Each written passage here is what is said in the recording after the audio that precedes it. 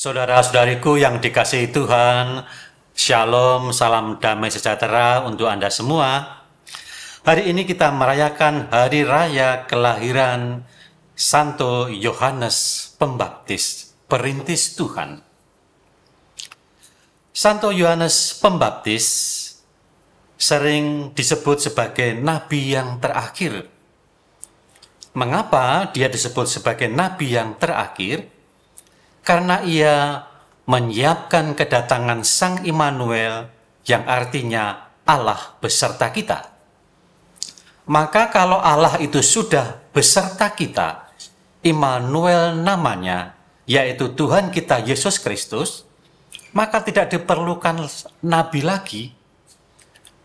Maka dalam dunia kekristenan, setelah kehadiran Immanuel Tuhan kita Yesus Kristus, tidak dikenal adanya seorang nabi.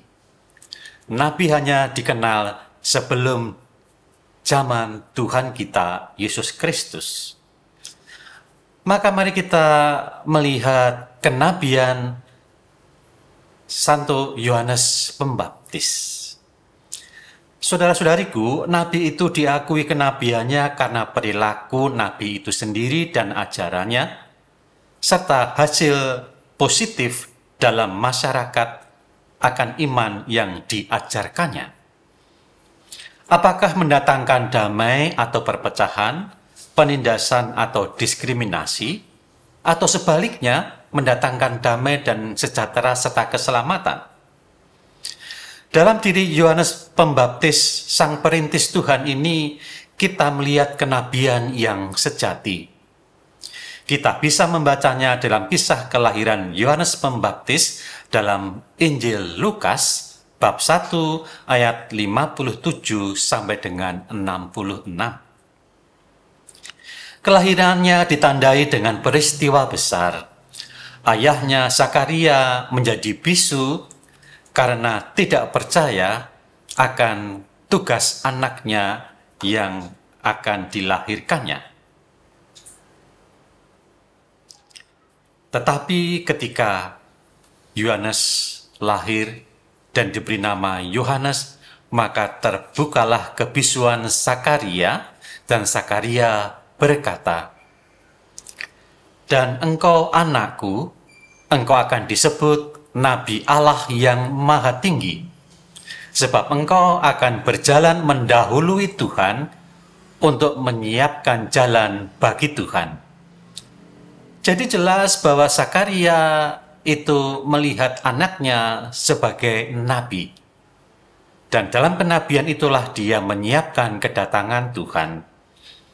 Maka untuk menunjukkan tindakan kenabiannya itu, Yohanes Pembaptis hidup murni.